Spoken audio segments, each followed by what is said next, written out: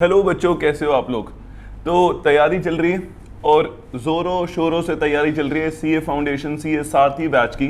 मैं हूं आपका मयंक दुआ बिजनेस इकोनॉमिक्स के लिए और हमारा है तीसरा लेक्चर। बेटा जैसे मैंने आपको पहले 2 लेक्चर में बताया, इकोनॉमिक्स में रिसेंटली काफ़ी चेंजेस आए हैं। मोर ओवर इकोनॉमिक्स आपका सब्जेक्ट भी ऐसा है जो कि ऑब्जेक्टिव टाइप है, इस वजह से आपको चीज़ों को डिटेल में पढ़ना पड़ेगा। कैसे चेंजेस आए हैं, जैसे कि पहले इकोनॉमिक्स के अंदर 2 बुक्स हुआ करती थी, यानी कि बीसीके और इकोनॉमिक्स।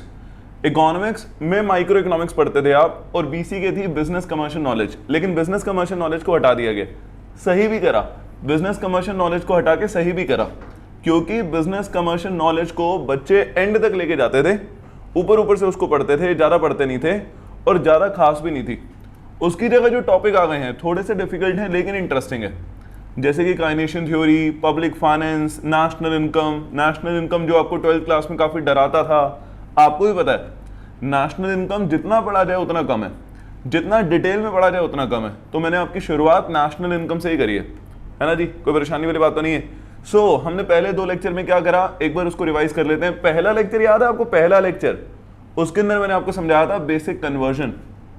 मैंने आपको समझाया था कैसे नेट को ग्रोस में कन्वर्ट करते हैं, कैसे डोमेस्टिक को नेशनल में कन्वर्ट करते हैं, कैसे एमपी को एफसी में कन्वर्ट करते हैं, समझाया था ना, ये सब कुछ समझाया था ना।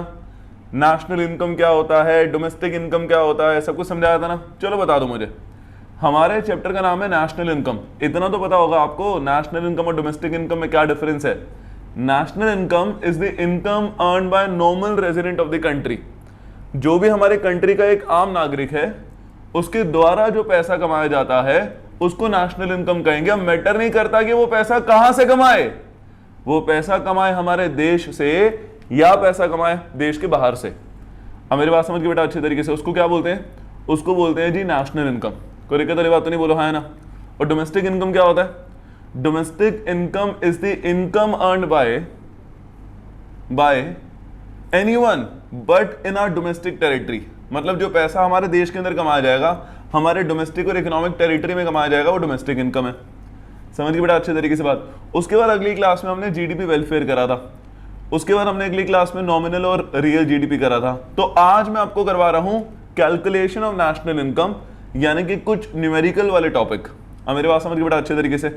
इकोनॉमिक्स इस वजह से मुश्किल है, मुश्किल है हाँ बिल्कुल, जिसको आप बहुत अंडररेट करते हो, इकोनॉमिक्स सच में मुश्किल है। अगर इसको डिटेल में पढ़ा जाए, ऊपर ऊपर से पढ़ लिया जाए, बिना नॉलेज के पढ़ लिया जाए और किस्मत के भरोसे सोचा जाए पास हो जाएंगे, तो इकोनॉमिक्स आसान है। इतना एक्सप्लोर ही नहीं करते बच्चे, लेकिन अदरवाइज मुश्किल है। अब मेरी बात समझ गए बेटा अच्छे तरीके से। आपके बड़े अच्छे मार्क्स आएंगे, शायद सबसे ज़्यादा अच्छे मार्क्स इकोनॉमिक्स में आएंगे अगर आप इसके ऊपर ध्यान दे दोगे तो, और आपको तंग भी नहीं करेगा और दूसरों के कंपेरिजन में थोड़े कम एफर्ट भी लगेंगे। बस कॉन्सेप्ट समझने की बात है। थ्योरी होती है तो चीज़ों को रटते नहीं है, बचपन से यही सिखाया गया है, न्यूमेरिकल को समझ लो, थ्योरी को रट लो। ऐसे नहीं पढ़ते बेटा, ये पढ़ाई नहीं होती है। पढ़ाई का मतलब होता है थ्योरी का कॉन्सेप्ट समझो, जो दे रखा है उसको रियल लाइफ से रिलेट करके एग्जांपल्स बनाओ। जो भी चीजें आपके रियल लाइफ में हो रही हैं, जो बिजनेस के अंदर होती हैं, जो आपके प्रोफेशनल या कोई करियर में होंगी, वहां पे कैसे काम आएंगी, ये चीजें जो आप पढ़ रहे हो, इस तरीके से चीजों को समझो, रादर देन रटना है, पेपर देना है। फिर कुछ बन के भी आप कुछ बन नहीं पाओगे अगर आपका पढ़ाई करने का तरीका यही रहेगा। अब मेरी बात समझ के बेटा अच्छे तरीके से, तो समझना है। हाँ जी, तो जैसे मैं आपको बता रहा था, नेशनल इनकम, उसका कंपटीशन, उसका कैलकुलेशन आज हमने करना है। और मैंने आपको जैसे पहले ही बताया कि 3 मेथड्स हैं नेशनल इनकम में। कौन कौन से मेथड है मेरा बताना बेटा। एक मेथड का नाम है वैल्यू एडेड मेथड, है ना जी। एक मेथड का नाम है value added method, value added method, ठीक है जी, कोई परेशानी वाली बात तो नहीं है। एक मेथड का नाम है इनकम मेथड, ठीक है जी, कोई परेशानी वाली बात तो नहीं है, इनकम मेथड। और एक मेथड का नाम है एक्सपेंडिचर मेथड, ठीक है जी। हम शुरुआत कर रहे हैं एक्सपेंडिचर मेथड से। तो एक्सपेंडिचर मेथड क्या होता है, एक्सपेंडिचर मेथड के प्रिकॉशंस, एक्सपेंडिचर मेथड को मॉड्यूल में से भी पढ़ेंगे। तो पहले तो आप मुझे बताओ एक्सपेंडिचर मेथड का नेशनल इनकम के अंदर क्या लॉजिक है। बड़ा सिंपल लॉजिक है बेटा, जो खर्चा किया जाता है बाय एनीवन, जो खर्चा किया जाता है बाय हाउस होल्ड या फिर गवर्नमेंट या फिर कोई दूसरा देश हमारे बनाए गए गुड्स एंड सर्विसेज के ऊपर खर्चा कर रहा है, वो एक्सपेंडिचर हमारे कंट्री की जीडीपी को बनाएगा। है कि नहीं? समझने वाली बात है ना। खर्चे से धंधा चलता है। धंधा मतलब अगर कोई खर्चा करेगा तो किसी ना किसी का बिजनेस चलेगा ना। आप लोग जो हमारा कोई कोर्स खरीदोगे, हमारी ऑफलाइन क्लासेस में आओगे, फीस पे करोगे, आपके पर्सपेक्टिव से वो खर्चा है, लेकिन उसकी वजह से हमारा इंस्टीट्यूट चलेगा ना, हमारा काम चलेगा ना, और हमारा काम चलेगा ऐसे ही सिमिलरली दूसरों का काम चलेगा तो देश चलेगा। देश की जीडीपी हमारी वजह से बनेगी और हम आपकी वजह से बनेंगे। बड़ा सिंपल लॉजिक है ना। तो इसका मतलब खर्चा मैटर करता है, चाहे वो खर्चा किसी भी तरीके से हो, कोई भी खर्चा करे, लेकिन खर्चा कंट्री की जीडीपी बनाता है। इस वजह से एक्सपेंडिचर मेथड बनाया गया। अब मेरी बात समझ के बेटा अच्छे तरीके से देखो। नेशनल इनकम के मैंने आपको पहले 3 रूल बताए थे, अब मैं आपको 4th रूल भी बता रहा हूं। जो 3 रूल बताए थे आपको याद है ना। रूल नंबर 1, कभी भी अगर कोई चीज नहीं दे रखी है और उसको निकालने का फॉर्मूला नहीं है तो आप उसको 0 ले लोगे। एग्जाम्पल के तौर पे अगर आपको नेट इनडायरेक्ट टैक्स चाहिए और इनडायरेक्ट टैक्स माइनस सब्सिडी करके वो निकलता है, अगर इनडायरेक्ट टैक्स या सब्सिडी में से कुछ गिवन नहीं है तो आप उसको 0 ले लोगे।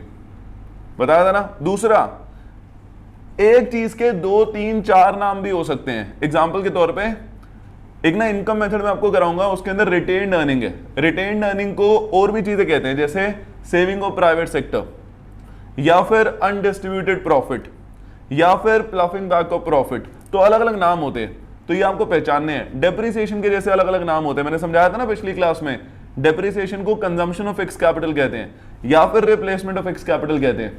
याद है ना बच्चों। तो ये रूल 2 हो गया।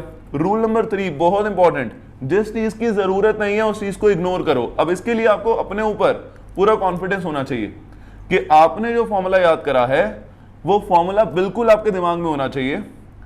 अगर उसके अलावा भी बहुत सारी चीजें दे रखी हैं तो उसको इग्नोर करो। अब मेरी बात समझ गए। अगर जो फॉर्मूले की जरूरत आपको है उसके अलावा भी चीजें दे रखी है तो इसको इग्नोर करना है।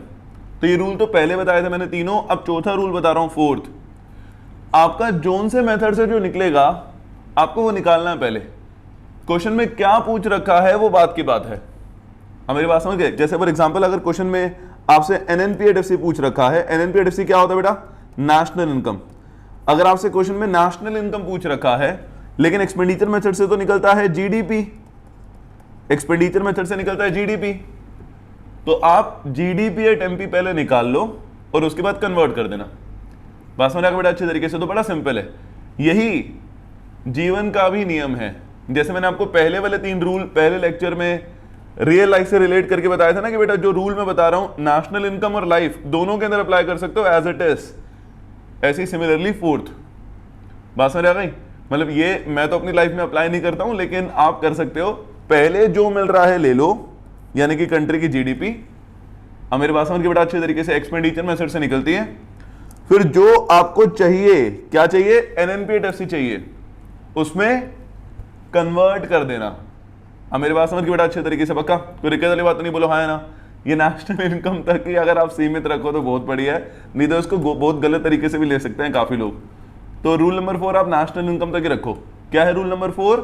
एक्सपेंडिचर मेथड से अगर जीडीपी एट एमपी निकलेगा तो पहले जीडीपी एट एमपी निकाल लो और उसके बाद उसको एनएनपीएडएफसी में कन्वर्ट कर देना, अगर आपको एनएनपीएडएफसी पूछा गया तो। अब मेरे पास समझ के बेटा अच्छे तरीके से बोलो हाँ है ना। पक्का कोई दिक्कत वाली बात तो नहीं है? 100% है ना। सो हाँ जी, तो एक्सपेंडिचर मेथड को पहले समझ लेते हैं कौन कौन एक्सपेंडिचर करता है। देखो बेटा, बेसिकली हमारे देश के अंदर देखा जाए तो 2 सेक्टर्स होते हैं जो खर्चा कर सकते हैं। हमने उनके एक्सपेंडिचर को प्लस करना है पहले तो। एक खर्चा जो करता है वो करता है प्राइवेट सेक्टर, जैसे आप और मैं प्राइवेट सेक्टर का पार्ट है, और एक जो खर्चा करता है वो होता है पब्लिक सेक्टर। बात समझ बेटा अच्छे तरीके से। एक जो खर्चा करता है वो होता है पब्लिक सेक्टर।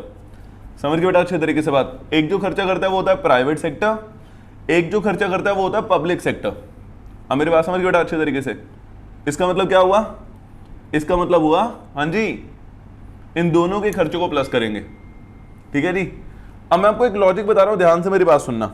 देखो, अगर मैं आपको बोल रहा हूं एक्सपेंडिचर मेथड में add all type of expenditure, जिन्होंने भी खर्चा करा वो सारे खर्चों को प्लस कर दो। Add all type of expenditure, बात समझ रहे? Add all type of expenditure, जिन्होंने भी खर्चा करा उन सारे खर्चों को प्लस कर दो। अब मेरे बात समझ बेटा अच्छे तरीके से। तो दो लॉजिक निकलते हैं इसके, दो सेंस है। क्या वो वाले खर्चे प्लस करने हैं सर जो हमने करे हैं अपने देश के अंदर? अब वो खर्चा क्या हो सकता है?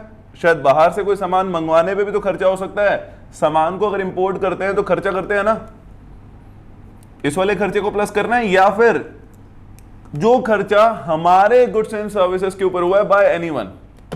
दो लॉजिक है।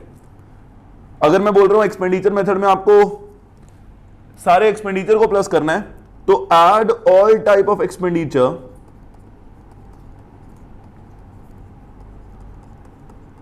add all type of expenditure, add all type of expenditure incurred by us। बात समझ आएगा बेटा अच्छी तरीके से पक्का? incurred by us, या फिर add all type of expenditure, add all type of expenditure on goods and services, on goods and services produced in our country, on goods and services produced in our country। समझ गए बेटा अच्छे तरीके से बात? Produce in our country. तो इनमें से क्या खर्चा प्लस करना है आप मुझे बताओ फटाफट से। ऑब्वियसली बेटा इस वाले को प्लस नहीं करना, मतलब expenditure done by us, expenditure incurred by us, इसको प्लस नहीं करना। आपको किसको प्लस करना है? Expenditure incurred on the goods and services produce in our country. उन खर्चों को प्लस करना है जो खर्चे हमारे देश के अंदर बनाए गए गुड्स एंड सर्विसेज के ऊपर हुए हैं। अब मेरी बात समझ के बड़ा अच्छे तरीके से, जो खर्चे हमारे देश में बनाए गए गुड्स एंड सर्विसेज के ऊपर हुए हैं उन खर्चों को प्लस करना है। समझ के बेटा अच्छे तरीके से बात? तो प्राइवेट सेक्टर तो खर्चा कर ही रहा है, पब्लिक सेक्टर खर्चा कर ही रहा है, लेकिन एक और सेक्टर होगा जो हमारे बनाए गए गुड्स एंड सर्विसेज के ऊपर खर्च करेगा, वो है फॉरेन सेक्टर, जो हमारे देश से क्या खरीदेगा? सामान खरीदेगा। इसका मतलब हम उनको बेचेंगे। बेचने को क्या बोलते हैं? एक्सपोर्ट। क्या बोलते हैं बच्चों? एक्सपोर्ट। समझ आ गई अच्छे तरीके से बात? बोलो हाँ या ना। बेचने को क्या बोलते हैं? एक्सपोर्ट। क्या सब लोगों को अच्छे तरीके से बात समझ आ गई? पक्का 100% है ना? बहुत बढ़िया, क्या बात है। सो हाँ जी, मैं ये बोल रहा था, एक खर्चा करता है प्राइवेट सेक्टर, दोबारा बता देता हूं, ये हमारे देश का ही सेक्टर है ना। एक खर्चा करता है प्राइवेट सेक्टर, एक खर्चा करता है पब्लिक सेक्टर, है ना जी, और एक खर्चा करता है फॉरेन सेक्टर। समझ गए बेटा अच्छे तरीके से बात? पक्का। एक खर्चा करता है प्राइवेट सेक्टर, एक खर्चा करता है पब्लिक सेक्टर, एक खर्चा करता है फॉरेन सेक्टर। समझ गए बेटा अच्छे तरीके से बात? बोलो हाँ या ना। पक्का? कोई दिक्कत वाली बात तो नहीं? 100% है ना? समझे मेरी बात बेटा? बोलो हाँ या ना। अब प्राइवेट सेक्टर के खर्चे को भी आप दो हिस्सों में बांट सकते हो बेटा। प्राइवेट सेक्टर के अंदर दो पार्ट होते हैं। जैसे मैंने बोला, आप और मैं प्राइवेट सेक्टर का पार्ट है, लेकिन आप में और मेरे में भी फर्क है। मैं हूं विद्यासल इंस्टीट्यूट, मतलब मैं हूं विद्यासल का पार्ट, और हमारे जो खर्चे होते हैं वो आप वाले खर्चों के नेचर से अलग हैं। आप जो घर पे बैठे हो अभी, आप हो हाउस होल्ड का पार्ट। हम लोग जो विद्यासल इंस्टीट्यूट है, हम लोग हैं बिजनेस फर्म का पार्ट। इसका मतलब प्राइवेट सेक्टर के खर्चों को भी दो हिस्सों में बांटा जा सकता है। एक होता है हाउस होल्ड कंजम्पशन एक्सपेंडिचर, हाँ जी बच्चों, एक होता है हाउस होल्ड कंजम्पशन एक्सपेंडिचर, एक होता है हाउस होल्ड कंजम्पशन एक्सपेंडिचर, और दूसरा होता है, हाँ जी, दूसरा होता है बिजनेस एक्सपेंडिचर। अब दोनों के खर्चों में क्या फर्क है बताओ? दोनों के खर्चों में बड़ा सिंपल फर्क है। बिजनेस फर्म जो खर्चा करती है वो खर्चा करती है कैपिटल गुड्स के ऊपर। समझने वाली बात है ना? विद्यासल में हमने चेयर्स खरीदी, अभी रिसेंटली न्यू चेयर खरीदी ऑफलाइन बैच के लिए। खर्चे करते रहते हैं हम ऐसे वाले, मतलब हम अपने बच्चों की सुविधा के लिए और कन्वीनियंस के लिए हमेशा पीछे नहीं हटते। करो खर्चा, कोई दिक्कत वाली बात नहीं है, बच्चों को सुविधा मिलनी चाहिए। मेरे पास समझ के बेटा अच्छे तरीके से। तो रिसेंटली हमने चेयर्स खरीदी, या हमने अभी रिकॉर्डिंग के लिए एक सेटअप करा, हमने कैमरा खरीदा, या फिर हमने एक प्रोजेक्टर खरीदा, या फिर जो भी हमने यहाँ पे खर्चा करा। मुझे एक बार बताओ, ये खर्चे का पर्पस क्या है? क्या ये खर्चा हमने अपने लिए करा है? सारे टीचर्स ने, ये यहाँ के जो ओनर हैं उन्होंने अपने लिए करा है? 50 चेयर खरीदी, अपने लिए खरीदी होंगी? ऑब्वियसली नहीं। किसको शौक होता है कि 50 चेयर खरीद लेता हूं, रोज अलग अलग पे बैठूंगा? ऐसा नहीं होता। अब मेरी बात समझिए बेटा अच्छे तरीके से। खर्चा आप लोगों के लिए किया गया है, इंस्टीट्यूट को चलाने के लिए किया गया है। आप लोग आओगे इंस्टीट्यूट में, फीस पे करोगे, तो इस खर्चे को बोलते हैं बेटा इन्वेस्टमेंट एक्सपेंडिचर। हाँ जी बिल्कुल सही। इन्वेस्टमेंट क्या होता है? Investment is an expenditure but the purpose is to earn money. Investment खर्चा ही है, बात समझ आ गई? इन्वेस्टमेंट खर्चा ही है, लेकिन वो खर्चा जो कि पैसा कमाने के लिए किया गया है। बात समझ आ गई? हमें कैमरा खरीदने का या फिर कुर्सियां खरीदने का या प्रोजेक्टर खरीदने का ऐसा कोई शौक नहीं है, ये हमारे पर्सनल यूज के लिए नहीं है। क्लासरूम अगर नहीं हो रही होगी तो हम सारे अपने घर पे ही होंगे। बात समझ आ गई? ये सारा का सारा कमर्शियल पर्पस के लिए है। तो इस एक्सपेंडिचर को बोलते हैं इन्वेस्टमेंट एक्सपेंडिचर, या बोल सकते हो आप कैपिटल एक्सपेंडिचर, क्योंकि पर्पस क्या है? पैसे कमाना। तो बिजनेस फर्म जो खर्चा करती है वो करती है मशीनरीज पे, फर्नीचर्स पे, इक्विपमेंट पे।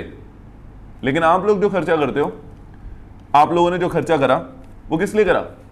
आप लोगों ने खर्चा करा अपने कंजम्पशन के लिए। हिंदी में बोलूं सरल भाषा में तो अपनी सुविधा के लिए। आपने अपने घर के लिए रिक्लाइनर खरीदा, आपने अपने घर के लिए टीवी खरीदा, आपके घर पे रेफ्रिजरेटर है, क्या पर्पस क्या है? कमर्शियल पर्पस है। आपके घर पे अगर रेफ्रिजरेटर है तो गली में जितने लोग हैं उनकी बोतल पानी की आप ठंडी करते हो? पैसे लेते हो उनसे? नहीं ना, आपके घर का सामान उसके अंदर पड़ा हुआ है ना। या फिर आपके घर पे जो टीवी है तो क्या उसकी टिकट आप काटते हो और दूसरों को टीवी दिखाते हो, वेब सीरीज और मूवी दिखा रहे हो? नहीं ना, अपने खुद के लिए है वो, आप खुद ही देखते हो। आपके घर के सोफे के ऊपर आप ही बैठे हो आराम से, तो वो कंजम्पशन पर्पस के लिए है। इसका मतलब जो हाउस होल्ड पैसा खर्च करता है वो कंजम्पशन पर्पस के लिए होता है, और जो बिजनेस फर्म पैसा खर्च करती है उसको इन्वेस्टमेंट एक्सपेंडिचर बोलते हैं। प्यारे बच्चों बात समझ आ गई? अच्छे तरीके से बोलो हाँ ना, पक्का? सो 4 तरीके के एक्सपेंडिचर हो गए। कौन कौन से दोबारा बताना बेटा? एक हो गया प्राइवेट फाइनल कंजम्पशन एक्सपेंडिचर में, दोबारा बोलो, हाउस होल्ड कंजम्पशन एक्सपेंडिचर। एक हो गया प्राइवेट में ही बिजनेस एक्सपेंडिचर, एक हो गया हमारा पब्लिक एक्सपेंडिचर, और बेटा एक हो गया फॉरेन सेक्टर का एक्सपेंडिचर। अब मुझे बताओ फॉरेन सेक्टर के एक्सपेंडिचर को क्या बोलेंगे? जो पैसा फॉरेन कंट्री द्वारा हमारे ऊपर खर्च करा जा रहा है उसको क्या बोलेंगे? क्या बोलेंगे? क्या बोलेंगे बताओ? उसको बोलेंगे, हाँ जी बिल्कुल सही, उसको बोलेंगे एक्सपोर्ट। समझ गए बेटा अच्छे तरीके से बात? पक्का? मतलब हम जो उनको सामान दे रहे हैं हमारा फायदा ही हो रहा है, क्योंकि बाहर से जो पैसा आएगा वो हमारी कंट्री की जीडीपी के अंदर ही ऐड ऑन करेगा। क्या बोला मैंने? बाहर से जो पैसा आएगा वो हमारी कंट्री की जीडीपी के अंदर ही ऐड ऑन करेगा। समझ गए बेटा अच्छे तरीके से बात? बाहर से जो पैसा आएगा वो हमारी कंट्री की जीडीपी के अंदर ही ऐड ऑन करेगा। समझ गए बेटा अच्छे तरीके से बात? पक्का? तो वैसे मैं कोई बात बताऊं, एक्सपोर्ट जो हम कर रहे हैं उसकी वजह से हमारी प्रोडक्शन बढ़ रही है। डी का मतलब क्या होता है? डी का मतलब डोमेस्टिक। हमारी डोमेस्टिक प्रोडक्शन बढ़ रही है। जो हम एक्सपोर्ट कर रहे हैं हमारी डोमेस्टिक प्रोडक्शन बढ़ रही है। क्या बोला मैंने? जो हम एक्सपोर्ट कर रहे हैं हमारी डोमेस्टिक प्रोडक्शन बढ़ रही है। अब मेरी बात समझ के बेटा अच्छे तरीके से, हमारी डोमेस्टिक प्रोडक्शन बढ़ रही है। अगर हम इंपोर्ट करते हैं यानी कि बाहर से सामान खरीदते हैं तो हमारी डोमेस्टिक प्रोडक्शन कम होगी ना? बोलो हाँ ना? अगर हम इंपोर्ट करते हैं तो हमारी डोमेस्टिक प्रोडक्शन कम होगी ना? समझ के बेटा अच्छे तरीके से बात? तो इसका मतलब अगर एक्सपोर्ट इंडिकेट करता है, indicates the demand for our goods and services, demand for our goods and services from rest of the world, बाहर से जो हमारी डिमांड हो रही है, तो इंपोर्ट क्या इंडिकेट करता है? Import indicates the demand for, import indicates the demand for foreign product, demand for foreign product. ठीक है? मतलब दूसरे देशों के प्रोडक्ट की डिमांड को हम क्या बोलेंगे प्यारे बच्चों, बोलो? हम बोलेंगे बेटा, बिल्कुल सही, इंपोर्ट। अब अगर एक्सपोर्ट को प्लस किया जा रहा है तो इसका मतलब इंपोर्ट को माइनस किया जाएगा। तो एक्सपोर्ट माइनस इंपोर्ट, इन दोनों को लिखा जाएगा। एक्सपोर्ट का मतलब होता है बेटा एक्स और इंपोर्ट का मतलब होता है बेटा एम। तो एक्सपोर्ट माइनस इंपोर्ट किया जाएगा और इसको क्या बोलते हैं? इसको बोलते हैं नेट एक्सपोर्ट। क्या बोलते हैं बेटा इसको? इसको बोलते हैं नेट एक्सपोर्ट। क्या सब लोगों को अच्छे तरीके से बात समझ आई? बोलो हाँ ना। मैं दोबारा से एक बार बताता हूं आपको, एक बार करेंगे। जीडीपी एट एमपी, प्यारे बच्चों, GDP at MP, GDP at MP है ना जी। सबसे पहला प्राइवेट फाइनल कंजम्पशन एक्सपेंडिचर, सबसे पहला क्या बेटा? दोबारा बताना। प्राइवेट फाइनल कंजम्पशन एक्सपेंडिचर, दोबारा बताना बेटा। प्राइवेट फाइनल कंजम्पशन एक्सपेंडिचर, ठीक है जी, कोई परेशानी वाली बात तो नहीं है। Plus government final consumption expenditure, plus government final consumption expenditure,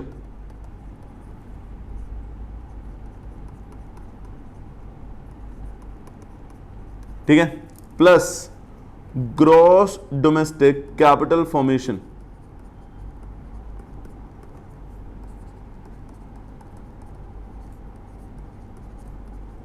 समझ गए बच्चे लोग? पक्का? प्लस नेट एक्सपोर्ट, ये चार चीजें मैंने प्लस करी है। मैं आपको बता देता हूं ये किस किस चीज की है बेटा। प्राइवेट फाइनल कंजम्पशन एक्सपेंडिचर, हाँ जी, किसका है बताओ बेटा? Private final consumption expenditure, expenditure done bye house hold. समझ गए बेटा अच्छे तरीके से बात?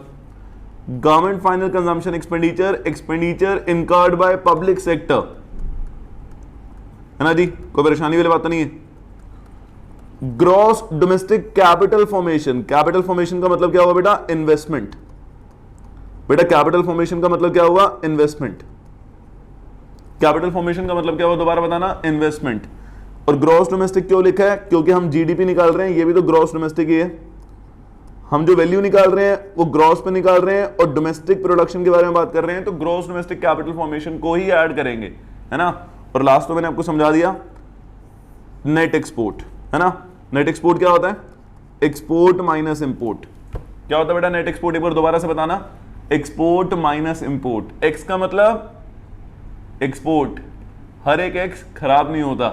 एक्स वाला एक्सपोर्ट, इकोनॉमिक्स वाला एक्स एक्सपोर्ट होता है, और एक्सपोर्ट का मतलब होता है सामान को बेचना, और उसकी वजह से हमारी कंट्री की जीडीपी बढ़ती है। समझ गए बेटा अच्छे तरीके से बात? पक्का? कोई दिक्कत वाली बात तो नहीं है। सो एक्सपोर्ट और इंपोर्ट, ये है एक्सपोर्ट और ये है इंपोर्ट। समझ गए बेटा अच्छे तरीके से बात? बोलो हाँ है ना? पक्का? 100% है ना? अच्छा, तो दोबारा से एक बार मुझे बताएंगे, कंट्री की जीडीपी एट एमपी कैसे निकलेगी बेटा? बताना जरा बेटा।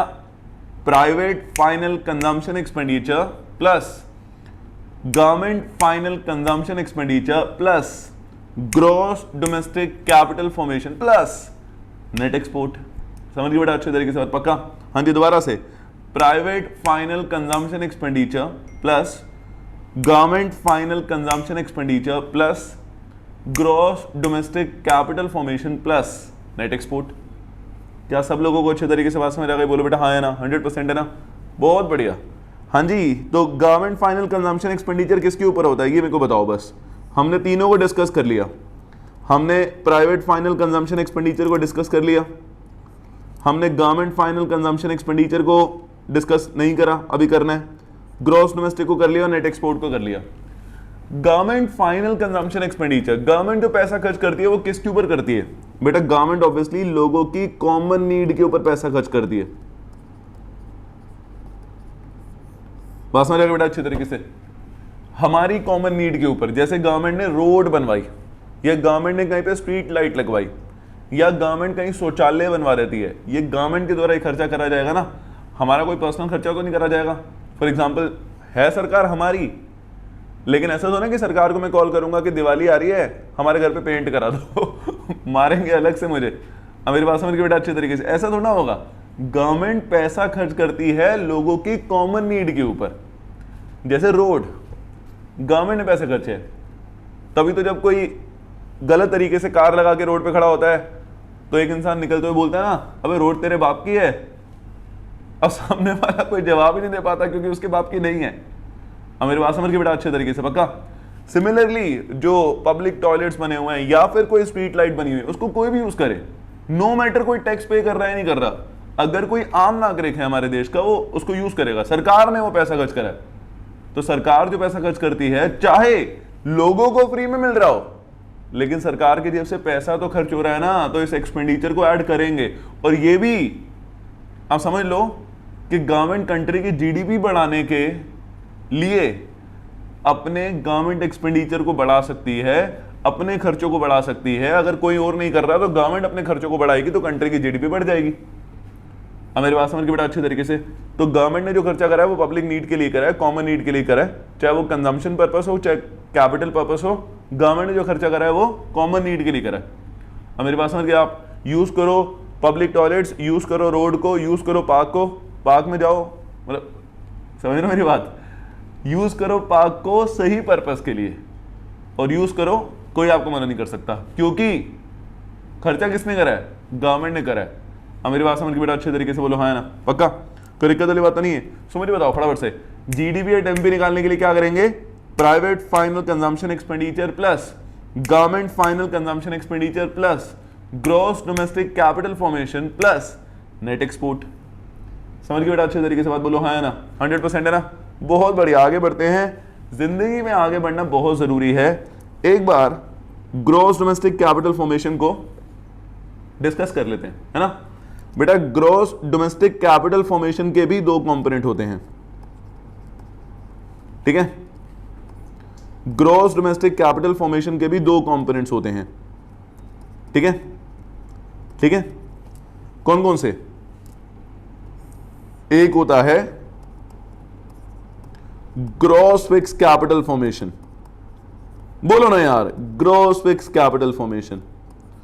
एक होता है ग्रॉस फिक्स कैपिटल फॉर्मेशन और एक होता है net export. No no no no no, net export नहीं, inventory investment. God bless me. सुनो बेटा, हाँ जी बिल्कुल सही, इन्वेंट्री मैनेजमेंट।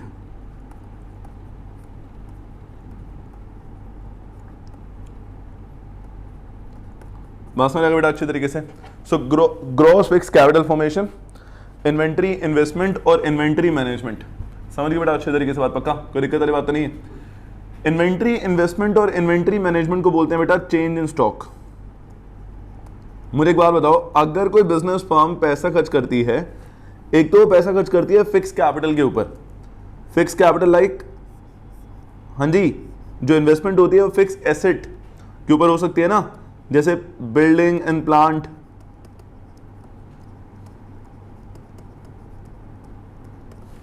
इसके ऊपर खर्चा हो सकता है ना, बोलो हाँ है ना, पक्का, कोई दिक्कत वाली बात तो नहीं है।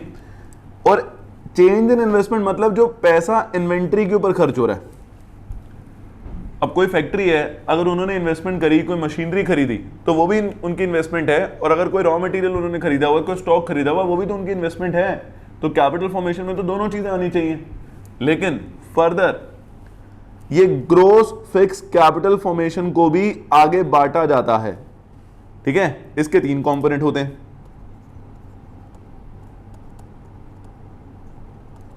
इसके तीन कंपोनेंट होते हैं।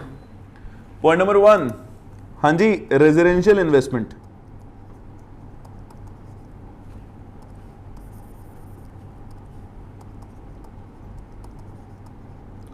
क्या बेटा? रेजिडेंशियल इन्वेस्टमेंट,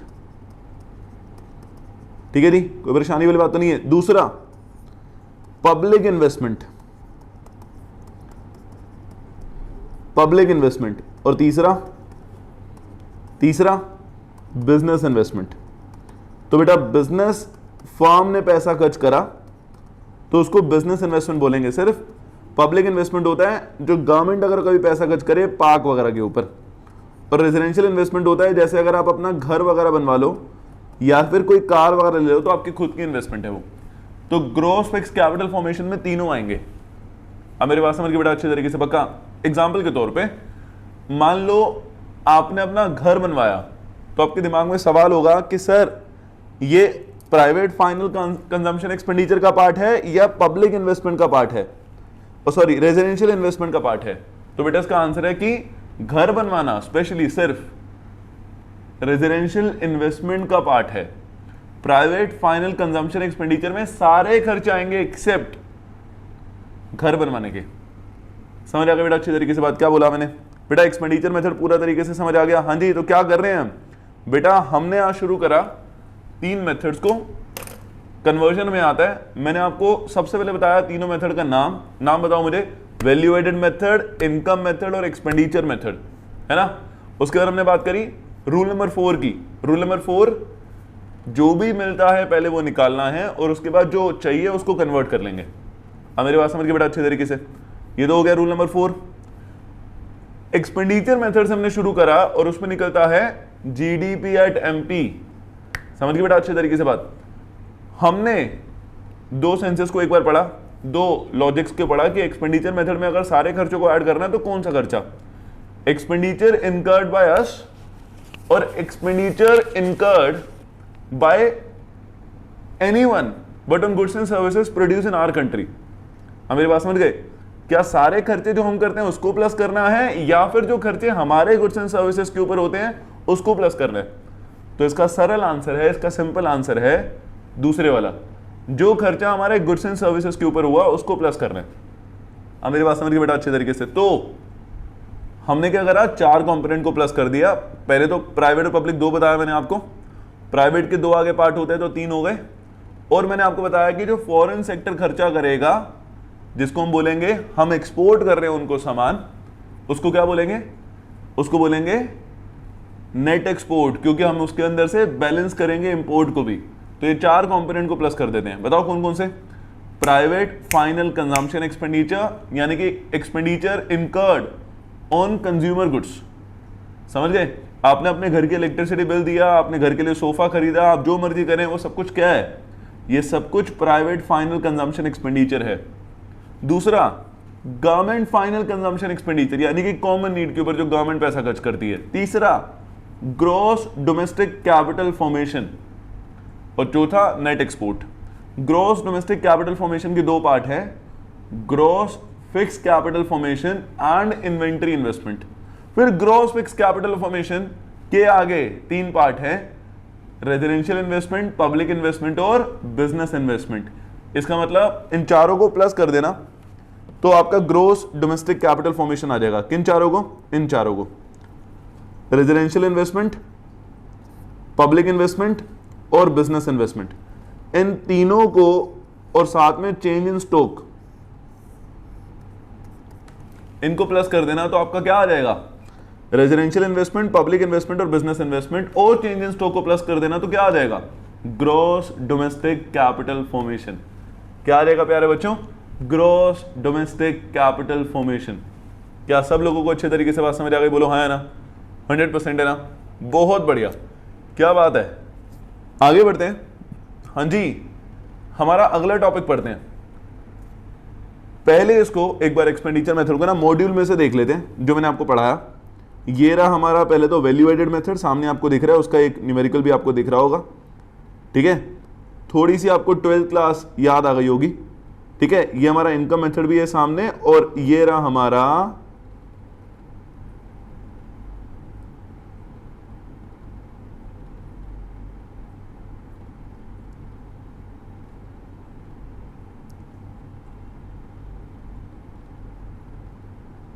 एक्सपेंडिचर मेथड, है ना जी? कोई परेशानी वाली बात तो नहीं है? बोलो हाँ है ना?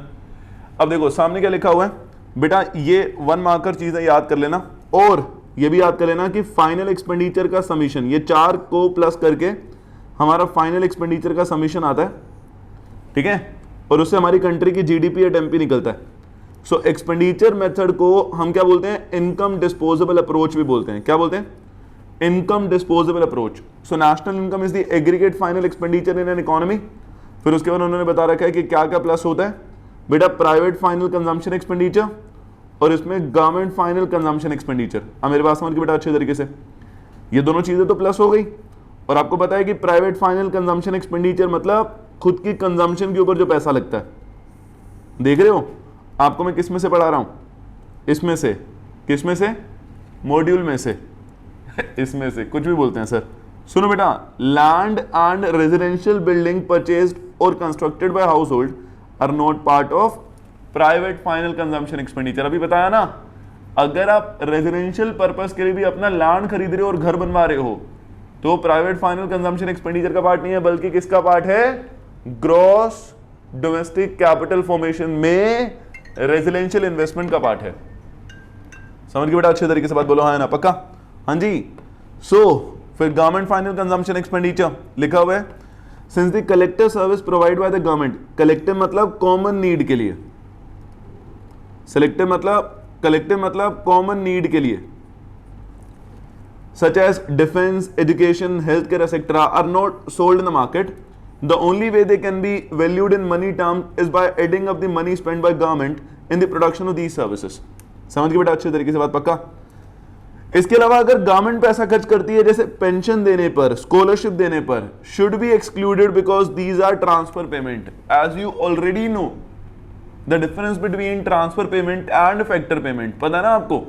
ट्रांसफर पेमेंट होता है वन वे पेमेंट जो गवर्नमेंट के द्वारा करी गई है, ये खर्चा जो है वो गवर्नमेंट के द्वारा वन वे है, पेंशन दे देना, अनएम्प्लॉयमेंट अलायंसेस दे देना, या फिर जो पैसा खर्च होता है स्कॉलरशिप के ऊपर, सब्सिडीज देने में, इनको बोलते हैं ट्रांसफर पेमेंट। इनको इंक्लूड नहीं करेंगे, इन खर्चों को प्लस नहीं करेंगे, है ना। फिर आता है ग्रॉस डोमेस्टिक कैपिटल फॉर्मेशन, मैंने तो जितना उन्होंने दे रखा है ना उससे भी ज्यादा डिटेल में आपको पढ़ाया है। और लास्ट आता है बेटा नेट एक्सपोर्ट। समझ के बेटा अच्छे तरीके से बात बोलो, है ना, पक्का। इन्होंने सी लिख दिया है सिर्फ, जो प्राइवेट फाइनल कंजम्पशन एक्सपेंडिचर और गवर्नमेंट फाइनल कंजम्पशन एक्सपेंडिचर है, इन्होंने सिर्फ सी लिखा है। समझ के बेटा अच्छे तरीके से बात, सी का मतलब इकोनॉमिक्स में कंजम्पशन एक्सपेंडिचर, ठीक है, इकोनॉमिक्स पढ़ रहे हैं हम, है ना। उसके अलावा जीडीएससी यानी कि ग्रॉस डोमेस्टिक, समझ गए बात बेटा अच्छे तरीके से, gross domestic formation, capital formation को उन्होंने ऐसे लिख दिया है। और नेट एक्सपोर्ट का मतलब है एनएक्स। समझ गए बेटा अच्छे तरीके से बात, पक्का, कोई दिक्कत वाली बात तो नहीं है, 100% है ना, बहुत बढ़िया। अब जैसे इसके न्यूमेरिकल्स आते हैं, ये रहा एक वन ऑफ द न्यूमेरिकल, सामने आपको दिख रहा है, ये न्यूमेरिकल है वैल्यू एडेड मेथड का, तो इसको छोड़ देते हैं। ऑपरेटिंग सरप्लस भी इनकम मेथड में है तो इसको छोड़ देते हैं। एक्सपेंडिचर मेथड का न्यूमेरिकल कहाँ पर है, मॉड्यूल में दे रखा है कि नहीं दे रखा है, ये रहा एक्सपेंडिचर मेथड का। एनआई का मतलब है बेटा नेशनल इनकम। क्या बेटा, क्या बोला मैंने, एनआई का मतलब है बेटा नेशनल इनकम, ठीक है। और आपको किससे निकालना है, एक्सपेंडिचर मेथड से एनआई निकालना है, एक्सपेंडिचर मेथड से नेशनल इनकम निकालना है। हालांकि उन्होंने इनकम मेथड भी दे रखा है, लेकिन इनकम मेथड अभी छोड़ो, कोई दिक्कत नहीं है, सिर्फ एक्सपेंडिचर मेथड से बात करते हैं। समझ के बेटा अच्छे तरीके से बात बोलो, है ना, पक्का, 100% है ना। हाँ जी, तो यहां पे रूल याद रखना, क्या हमने एक्सपेंडिचर मेथड में ये पढ़ा है, कॉम्पनसेशन ऑफ एम्प्लॉय, इग्नोर करो यार, जब पढ़ा ही नहीं है। Net factor income from abroad की जरूरत पड़ेगी, कन्वर्ट करने के लिए पड़ती है इसकी, डोमेस्टिक से नेशनल में जाते वक्त NFIA प्लस करते हैं ना, पड़ेगी जरूरत, इसकी भी पड़ेगी जरूरत। क्या हमने इनकम मेथड के अंदर प्रॉफिट पढ़ा है, नहीं पढ़ा ना, इग्नोर करो यार, पढ़ा ही नहीं है जब। हाँ, प्राइवेट फाइनल कंजम्पशन एक्सपेंडिचर पढ़ा है, कैपिटल फॉर्मेशन जैसी कोई चीज हमने सुनी है, कंजम्पशन ऑफ फिक्स कैपिटल को हम डेप्रिसिएशन कहते हैं, तो ये पढ़ा है। रेंट नहीं पढ़ा, इंटरेस्ट नहीं पढ़ा, मिक्स इनकम नहीं पढ़ा, नेट एक्सपोर्ट पढ़ा है, गवर्नमेंट फाइनल कंजम्पशन एक्सपेंडिचर पढ़ा है, ऑपरेटिंग सरप्लस नहीं पढ़ा। मैं आपके लिए देखो कितनी आसान कर रहा हूं चीज, ध्यान रखना, ये बहुत इंपॉर्टेंट रूल है कि जो आपने अभी एक्सपेंडिचर मेथड में नहीं देखा, देखो अभी के लिए तो आसान है क्योंकि आपने सिर्फ एक्सपेंडिचर मेथड करा है, लेकिन जब आप वैल्यू एडेड कर लोगे, इनकम मेथड कर लोगे, तो आपको अपने दिमाग में सेग्रीगेट करना पड़ेगा कि कौन सा एक्सपेंडिचर मेथड में इस्तेमाल होगा और कौन सा इनकम मेथड में इस्तेमाल होगा, ये तो आपको ये देखना पड़ेगा। अभी के लिए तो एक्सपेंडिचर मेथड करा आपने बस, तो आपको पता है कि आपने क्या छोड़ा और क्या आपको जरूरत है। समझ के बेटा अच्छे तरीके से बात बोलो बेटे, हाँ या ना, आगे बढ़े। हाँ जी, पहले तो मुझे बताओ निकलता क्या है बेटा, निकलता है GDP एट MP। क्या निकलता है बेटा, GDP एट MP, है ना, पक्का।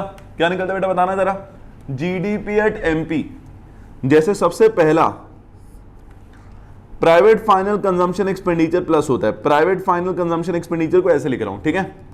दूसरा government final consumption expenditure plus होता है, इसको मैं ऐसे लिख रहा हूं, सबको शॉर्ट में लिख रहा हूं, सारे वर्ड के पहले पहले लेटर लिख रहा हूं, ठीक है। Plus gross domestic capital formation plus होता है, और प्लस नेट एक्सपोर्ट। यही चार चीजें ऊपर लिखी थी ना, बोलो बेटा हाँ है ना, पक्का। नेट एक्सपोर्ट है ना, पक्का है ना, पक्का है ना, पक्का। आगे बढ़े, सुनो, private final consumption expenditure value दे रखी है बेटा कितनी, 2000, सामने दे रखी है यार, सामने ही दे रखी है ना जी। प्राइवेट फाइनल कंजम्पशन एक्सपेंडिचर की वैल्यू दे रखी है 2000। अगला गवर्नमेंट फाइनल कंजम्पशन एक्सपेंडिचर की वैल्यू दे रखी है 1100। समझ गए बेटा अच्छे तरीके से बात। गवर्नमेंट फाइनल कंजम्पशन एक्सपेंडिचर की वैल्यू दे रखी है 1100, है ना, पक्का। ग्रॉस डोमेस्टिक कैपिटल फॉर्मेशन की वैल्यू दे रखी है, यहां तो कैपिटल फॉर्मेशन में ग्रॉस की जगह क्या लिखा हुआ है बच्चों, नेट लिखा हुआ है। इसका मतलब हमें क्या चाहिए, ग्रॉस में चाहिए। सुनो ध्यान से, आपको क्या चाहिए, ग्रॉस में चाहिए। सो ग्रॉस डोमेस्टिक निकालने के लिए आप क्या करोगे, नेट डोमेस्टिक कैपिटल फॉर्मेशन में से, नेट डोमेस्टिक कैपिटल फॉर्मेशन में से प्लस कर दोगे डेप्रीसिएशन को। क्या बोला मैंने, नेट डोमेस्टिक कैपिटल फॉर्मेशन में आप प्लस कर दोगे डेप्रीसिएशन को। तो डेप्रीसिएशन किस नाम से दे रखा है आपको, कंजम्पशन ऑफ कैपिटल के नाम से दे रखा है 130। तो आपने उठाया 770 ऊपर से, 130 आपने प्लस करा, तो कितना आता है, ऑब्वियसली 900। तो आपका ग्रॉस डोमेस्टिक कैपिटल फॉर्मेशन जो आपके पास गिवन नहीं था, कैसे निकाला, समझ आया ना। नेट डोमेस्टिक कैपिटल फॉर्मेशन में आपने प्लस कर दिया net export, net domestic capital formation में आपने प्लस कर दिया नेट एक्सपोर्ट। समझ गए बेटा अच्छे तरीके से बात। नेट एक्सपोर्ट नहीं, नेट डोमेस्टिक कैपिटल फॉर्मेशन में आपने प्लस कर दिया डेप्रीसिएशन। समझ गए बेटा अच्छे तरीके से बात। जब नेट दे रखा तो आपने डेप्रीसिएशन प्लस करना है, ठीक है बेटा, बात समझ आएगा अच्छे तरीके से। मैं कभी कभी एक दो चीजें गलत बोल के चेक करता हूं, लेकिन आपने कुछ बोला ही नहीं आगे। नेट जब लिखा होगा तो डेप्रीसिएशन प्लस करके ग्रॉस निकलेगा। समझ आएगा बेटा अच्छे तरीके से बात, बोलो हाँ है ना, 100% है ना। आगे बढ़े। सो नेट एक्सपोर्ट ये रहा, ये रहा नेट एक्सपोर्ट, ये 30 इसके अंदर ऐड होगा, तो कितना निकला बताना जरा बेटा। 1100 और 900 हो गया 2000, 4000। तो आंसर आया जीडीपी एट एमपी का 4030। ये जीडीपी एट एमपी है। अब मेरे पास समझ के बड़ा अच्छे तरीके से, लेकिन आपको चाहिए क्या था, आपको चाहिए था बिल्कुल सही नेशनल इनकम। और नेशनल इनकम का सिंबल क्या होता है, सबको पता है ना बेटा। नेशनल इनकम का सिंबल होता है एनएनपी एट एफसी, और आपको गिवन हो गया जीडीपी एट एमपी। अब यहां पे बात आ जाती है फर्स्ट क्लास वाली, जो फर्स्ट क्लास में मैंने आपको समझाया था। समझ गए बेटा अच्छे तरीके से बात। पहले बताओ ये पूरा समझ आया, मैं दोबारा से करेक्ट कर रहा हूं। अगर कभी ग्रॉस निकालना है आपको, नेट दे रखा है, तो आपको डेप्रीसिएशन प्लस करना है। यहां पे दोबारा से बोल रहा हूं, किसको करेक्ट कर रहा हूं, यहां से करेक्ट कर रहा हूं, मैं इसको हाईलाइट कर देता हूं। समझ गए बेटा अच्छे तरीके से बात, पक्का, कोई दिक्कत वाली बात तो नहीं है। ये समझ गए बेटा अच्छे तरीके से बात, पक्का। तो आपको दे रखा था नेट डोमेस्टिक कैपिटल फॉर्मेशन, तो उसके अंदर आपने डेप्रिसिएशन प्लस कर दिया। सो आपका जीडीपी एट एमपी आ गया। अब क्या करना है, हाँ जी, अब क्या करना है बेटा, gross domestic product at market price दे रखा है, ग्रॉस से नेट में जाने के लिए क्या करेंगे, यहां पे दोबारा से माइनस डेप्रिसिएशन करेंगे, ठीक है। मैं आपको वैसे थोड़ा लेवल बढ़ाकर भी समझा सकता था कि बेटा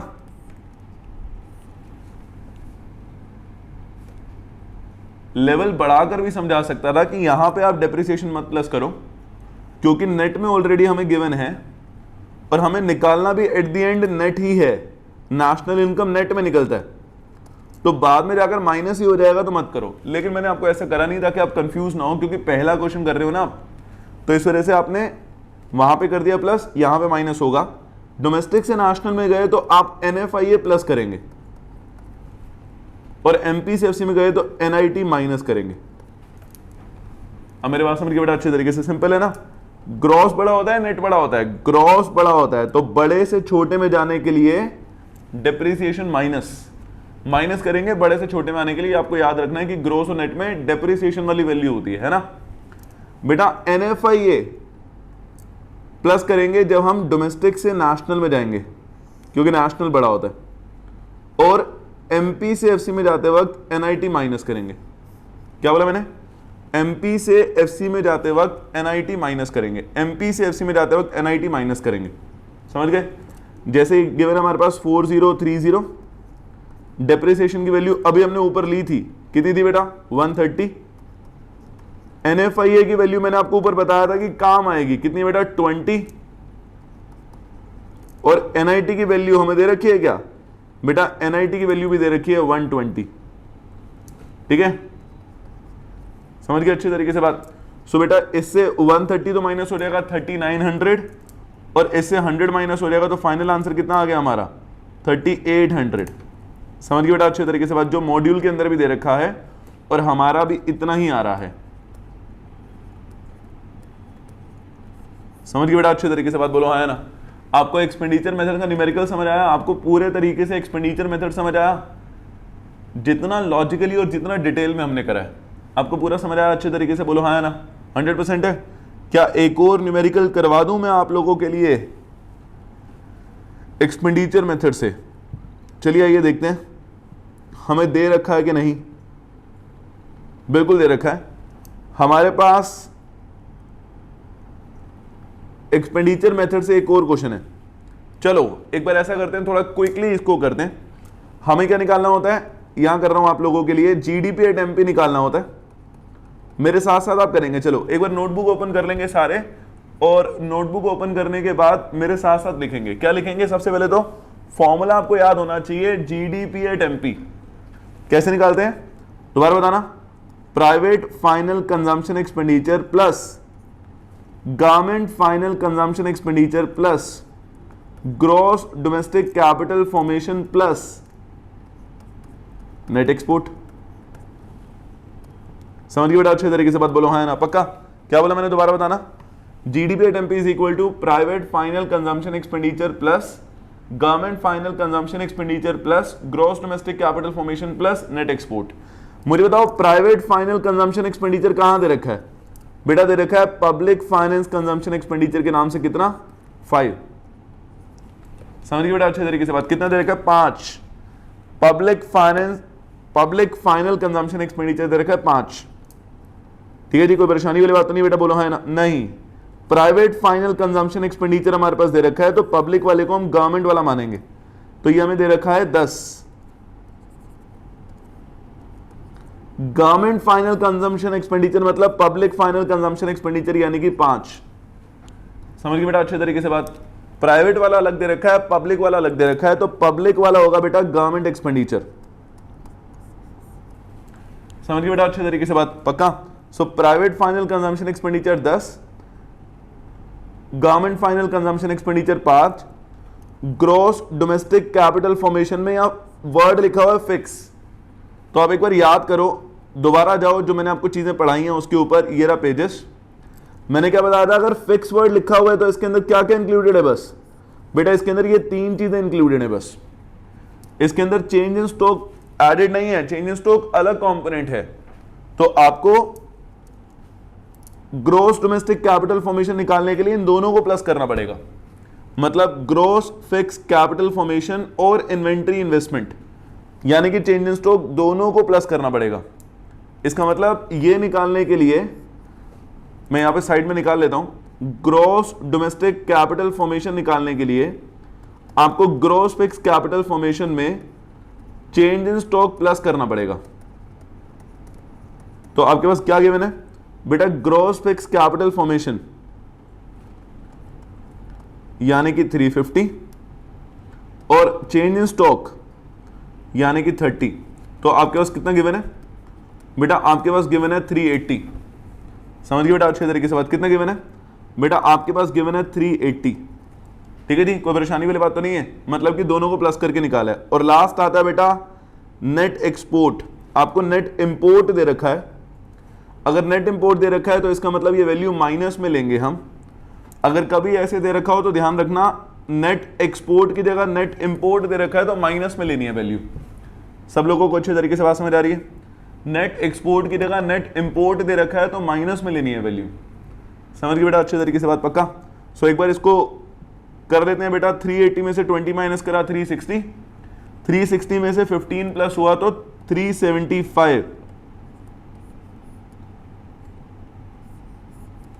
मेरे पास समझ गया बेटा अच्छे तरीके से? क्या आ गया बेटा? 375। पक्का? कोई दिक्कत वाली बात तो नहीं है? ये आ गया हमारा जीडीपी एट एमपी। अब इसको कन्वर्ट करना है, ठीक है जी। कन्वर्ट कैसे करें बेटा? एनएनपी एट एफसी चाहिए। दोबारा सेम बात, जीडीपी एट एमपी हमारे पास गिवन है तो इसको कन्वर्ट कर लेंगे। जैसे ग्रॉस को नेट में कन्वर्ट करने के लिए क्या करें? अभी आपने करा माइनस डेप्रिसिएशन। डोमेस्टिक से नेशनल में लाने के लिए क्या करें? प्लस, बोलो बोलो, एनएफआईए। और एमपी से एफसी में जाने के लिए क्या करें? Minus NIT. समझ गए बेटा अच्छे तरीके से बात? बोलो हाँ है ना? पक्का? सो बेटा जीडीपी एट एमपी की वैल्यू हमारे पास गिवन है, वो गिवन है 380। अभी तो निकाली है हमने। डेप्रिसिएशन हमारे पास गिवन है क्या? बिल्कुल 30। डेप्रिसिएशन हमारे पास गिवन है 30। ठीक है। एनएफआईए गिवन है क्या बेटा? इनकम पेड टू अब्रोड लिखा हुआ है। तो एनएफआईए कैसे निकलता है बताना जरा? एनएफआईए निकलता है from -2, factor income from abroad minus factor income to abroad. Factor income from abroad दे नहीं रखा तो 0 ले लेंगे। फैक्टर इनकम टू अब्रोड 20 है तो ये आ जाएगा -20। तो आप यहां पे क्या लोगे? -20। और एनआईटी, एनआईटी भी नहीं दे रखा। एनआईटी कैसे निकलता है बताना जरा? एनआईटी निकलता है इनडायरेक्ट टैक्स माइनस सब्सिडीज। अब आपको इनडायरेक्ट टैक्सेस नहीं दे रखे 0, तो सब्सिडीज दे रखा है आपको 100, तो ये भी कितना आ जाएगा? -100। तो पहले से वहां पे माइनस लग रहा है तो यहां -100 आ जाएगा, तो ये माइनस माइनस प्लस हो जाएगा बाद में। मैं दोबारा से एक बार समझा देता हूं क्योंकि यहां पे तरह तरह के फॉर्मूला इस्तेमाल हो रहे हैं, लगभग हर तरह के फॉर्मूला इस्तेमाल हो रहे हैं। जैसे हमने सबसे पहले तो एक्सपेंडिचर मेथड से नेशनल इनकम निकालना है। एक्सपेंडिचर मेथड से क्या निकलता है आप मुझे बताओ? जीडीपी एट एमपी निकलता है। और जीडीपी एट एमपी निकालने के लिए क्या क्या प्लस होगा? Private final consumption expenditure, government final consumption expenditure, gross domestic capital formation plus net export. समझ गए बेटा अच्छे तरीके से बात? प्राइवेट फाइनल कंजम्पशन एक्सपेंडिचर की वैल्यू दे रखी है, देखो साइड में 10। Public final consumption expenditure government expenditure है, कितना दे रखा बेटा? 5। ग्रॉस डोमेस्टिक नहीं दे रखा था तो इसको समझ लो ध्यान से। ग्रॉस डोमेस्टिक कैपिटल फॉर्मेशन चाहिए, लेकिन एक वर्ड लिखा हुआ है फिक्स, तो ये फिक्स वाला पार्ट दे रखा है, सिर्फ चेंज इन स्टॉक वाला पार्ट नहीं दे रखा। तो आपने ग्रॉस फिक्स कैपिटल फॉर्मेशन में चेंज इन स्टॉक प्लस कर दिया तो आपका ग्रॉस डोमेस्टिक कैपिटल फॉर्मेशन आ जाएगा। समझ गए बेटा अच्छे तरीके से बात? बोलो हाँ है ना? पक्का? कोई दिक्कत वाली बात नहीं? इतना तो समझ आया। उसके बाद लास्ट आता है बेटा क्या? Net export. नेट एक्सपोर्ट भी आपको नहीं दे रखा, आपको नेट इंपोर्ट दे रखा है, तो इसका मतलब वैल्यू माइनस में लोगे। तो जीडीपी एट एमपी तो हमने निकाल लिया, वो हमारा आ गया 380। पहले तो जीडीसीएफ आया था, जीडीसीएफ आया था, ग्रॉस डोमेस्टिक कैपिटल फॉर्मेशन हमारा ये आया 375, सॉरी ये आया 375। समझ गए बेटा अच्छे तरीके से? पक्का? जीडीपी एट एमपी आया 375, 380 हमारा जीडीसीएफ आया था। दोबारा बता रहा हूं कैसे आया 375। Private final consumption expenditure, government final consumption expenditure, gross domestic capital formation और नेट एक्सपोर्ट, ये माइनस करके 360, 15 इसके अंदर प्लस करा 375। अब इसको हम कन्वर्ट कर दें। एनएनपी एट एफसी निकालना है, जीडीपी एट एमपी हमारे पास गिवन है, तो उसको हम कन्वर्ट कर रहे हैं। अब मेरी बात समझ गए बेटा अच्छे तरीके से? तो कैसे कन्वर्ट करेंगे बताना जरा? कैसे कन्वर्ट करेंगे? जीडीपी एट एमपी से एनएनपी एट एफसी में जाने के लिए माइनस डेप्रिसिएशन प्लस एनएफआईए और माइनस एनआईटी। समझ गए बेटा अच्छे तरीके से बात? डेप्रिसिएशन की वैल्यू गिवन है 30, ये डेप्रिसिएशन था नहीं, डेप्रिसिएशन की वैल्यू गिवन है 30, ये रहा। बात समझ आएगा बेटा अच्छे तरीके से? पक्का? और एनएफआईए की वैल्यू हमने निकाली है। एनएफआईए कैसे निकलता बताना? Factor income from abroad minus factor income to abroad. तो हमने निकाली है, फ्रॉम अब्रॉड दे नहीं रखा था, टू अब्रॉड दे रखा था, ये रहा टू अब्रॉड दे रखा है, तो हमने -20 निकाल ली। और एनआईटी की वैल्यू भी देने रखी, तो कैसे निकलता है वो, indirect tax minus subsidies. Indirect tax हमारा 0 है, सब्सिडीज हमें -100 दे रखा है, तो ये आ गया यहाँ पे। समझ गए बेटा, अच्छे तरीके से बात बोलो, है ना, पक्का, कोई दिक्कत वाली बात तो नहीं है। अब इसमें से माइनस होना है 50, ये -50 हो गया ना, यहां भी माइनस है, यहां भी माइनस है, तो -50 हो गया, और यहां माइनस माइनस प्लस हो गया, तो प्लस होना है 100, तो इसका मतलब कुल मिलाकर प्लस होना है 50। अब मेरे पास समझ गया, मतलब इक्वेशन कैसे बन रही है, 375 -50 + 100। क्या यहां तक बात समझ आ गई बेटा, अच्छे तरीके से बोलो, है ना, पक्का, कोई दिक्कत वाली बात तो नहीं है। सो ये हो गया 375 + 50, तो आंसर कितना आ गया 4। एक सेकंड रुकना,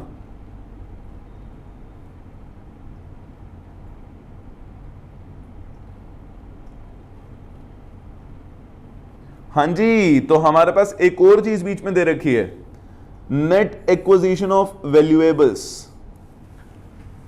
ये तो हम भूल ही गए बेटा, इसके अंदर 10 इसका भी प्लस होगा। बेटा हमने जो एक्विजिशन करी है, जो एक्वायर करा है, वो भी तो हमारी कैपिटल फॉर्मेशन का पार्ट है, तभी हमारा 10 वैल्यू कम आ रही थी। इसका मतलब ग्रोस डोमेस्टिक कैपिटल फॉर्मेशन निकालने के लिए हम ये +10 भी करेंगे, और हमारा ये 380 की जगह कितना आ जाएगा 390। और सिमिलरली यहां पे कितना आ जाएगा, यहां जब हम 390 लेंगे तो यहां कितना आ जाएगा 385, और यहां कितना आ जाएगा 385। बाकी हमने सारा सही करा है, तो यहां कितना आ जाएगा 385 में प्लस करके 50, 435। समझ गए बेटा अच्छे तरीके से बात। यहां पे जस्ट थोड़ी सी एक बात रही कि वैसे तो नॉर्मली मतलब 10 में से 9 क्वेश्चन में आपको ग्रोस फिक्स कैपिटल फॉर्मेशन निकालने के लिए gross domestic capital formation plus change in stock करना होगा। अब मेरे पास समझ गए बेटा अच्छे तरीके से। लेकिन नेट एक्विजिशन ऑफ वैल्यूएबल्स मतलब और भी दूसरी चीजों को एक्वायर करा है, उसकी वैल्यू को भी हमने लेना है, तो हमारे पास आएगा 10 प्लस करके finally gross domestic capital formation कितना 390। समझ गए बेटा अच्छे तरीके से बात। क्या आपको एक्सपेंडिचर मेथड अच्छे तरीके से समझ आया? होपफुली बोलो बेटा, हाँ या ना, पक्का। एक्सपेंडिचर मेथड आपको अच्छे तरीके से समझ आया? पक्का जी, कोई परेशानी वाली बात तो नहीं है? बोलो हाँ या ना, है ना जी, पक्का जी, है ना जी, पक्का जी। आगे बढ़े। मॉड्यूल में 1-2 और इलस्ट्रेशंस हैं, उसको प्लीज कंप्लीट कर लीजिएगा अगली क्लास से पहले। समझ गए बेटा अच्छे तरीके से बात? बोलो हाँ या ना, पक्का। आगे बढ़ते हैं, चलो। हाँ जी, तो मैं क्या बोल रहा था, मैं ये बोल रहा था बच्चों, हमारा अगला मेथड क्या है? हमारा अगला मेथड है इनकम मेथड, ठीक है। तो हमने ये करना है इनकम मेथड। अभी मैं शुरुआत करवा रहा हूं इनकम मेथड की। और मजे की बात क्या है कि इनकम मेथड से और एक्सपेंडिचर मेथड से अगर आप एक ही चीज निकाल रहे हो तो आपका आंसर सेम आएगा। क्या बोला मैंने, दोबारा बताना। अगर इनकम मेथड से और एक्सपेंडिचर मेथड से आप एक ही चीज निकाल रहे हो, अगर आप इनकम मेथड से एनएनपीएडएफसी निकालते हो और एक्सपेंडिचर मेथड से आप एनएनपीएडएफसी निकालते हो, तो आपका आंसर क्या आएगा बेटा? दोनों से सेम आएगा। बात समझ आएगा बेटा अच्छे तरीके से? दोनों से सेम आएगा। इससे भी एनएनपीएडएफसी आएगा, इससे भी एनएनपीएडएफसी आएगा। समझ गए बेटा अच्छे तरीके से बात? इनकम और एक्सपेंडिचर मेथड दोनों से आंसर सेम आएगा। समझ गए बेटा अच्छे तरीके से बात? पक्का। अगर दोनों से एनएनपीएडएफसी निकाल रहे हो कन्वर्ट करके, ठीक है जी, कोई परेशानी वाली बात तो नहीं है। क्योंकि जो एक इंसान खर्चा करता है, ये फैक्ट है, 1 पर्सन एक्सपेंडिचर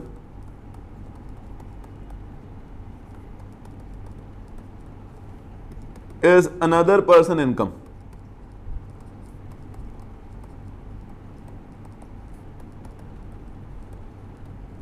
बात समझ आ गई? एक के द्वारा कोई खर्चा करा जाएगा तो किसी दूसरे के लिए वो इनकम है। अब मेरी बात समझ गए? तो इस वजह से जो खर्चा होता है, हम सारे खर्चों को प्लस करके निकाल चुके हैं ना कंट्री की जीडीपी। बात समझ आ गई? ऐसे हमने इनकम मेथड करना है। इनकम मेथड मतलब जो भी खर्चा, जो भी इनकम अर्न करी जाती है इन आर डोमेस्टिक टेरिटरी, जो भी इनकम अर्न करी जाती है इन आर इकोनॉमिक टेरिटरी, बात समझ आ गई, उसको हम प्लस कर देंगे। Add all type of income, बात समझ आ गई बेटा अच्छे तरीके से, earn in our domestic territory, समझ गए बेटा अच्छे तरीके से बात, पक्का 100% है ना। तो क्या निकलेगा इससे, हमारी कंट्री की डोमेस्टिक इनकम निकलेगी इससे, क्या निकलेगा बेटा, हमारी कंट्री की डोमेस्टिक इनकम निकलेगी इससे, समझ गए बेटा अच्छे तरीके से बात, क्या निकलेगा, डोमेस्टिक इनकम निकलेगी, समझ गए बेटा अच्छे तरीके से बात, क्या निकलेगा इससे, डोमेस्टिक इनकम निकलेगी, पक्का जी, कोई परेशानी वाली बात तो नहीं है, बोलो हाँ है ना। सो सारे टाइप की इनकम को हम आइडेंटिफाई करेंगे, फिर सारे टाइप की इनकम को हम प्लस करेंगे, तो हमारी क्या निकलेगी, हाँ जी बिल्कुल सही, हमारी निकलेगी एनडीपीएससी थ्रू इनकम मेथड। ठीक है दोस्तों, बात समझ आ गई अच्छे तरीके से पक्का। सो इनकम मेथड क्या होता है पूरा डिटेल में पढ़ेंगे हम लेक्चर नंबर 4 में, यानी कि अगली क्लास में, क्योंकि अगर मैंने इससे ज्यादा आपको करा दिया तो आपके सर के ऊपर से सब कुछ निकलने लगेगा और उस चीज का कोई फायदा नहीं है। आशा करता हूं कि आपको एक्सपेंडिचर मेथड अच्छे तरीके से समझ आ गया होगा।